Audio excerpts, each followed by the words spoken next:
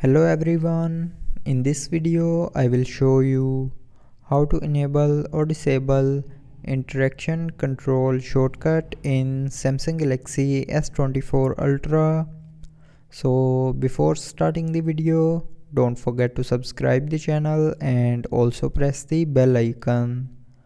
So first of all, open settings. Now in settings, scroll down and here click on accessibility.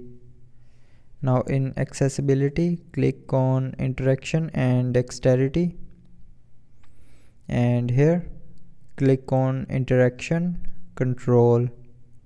Now here you will see a interaction control shortcut button. So if you want to enable interaction control shortcut, then turn on this button. And to turn on, you have to turn off these functions.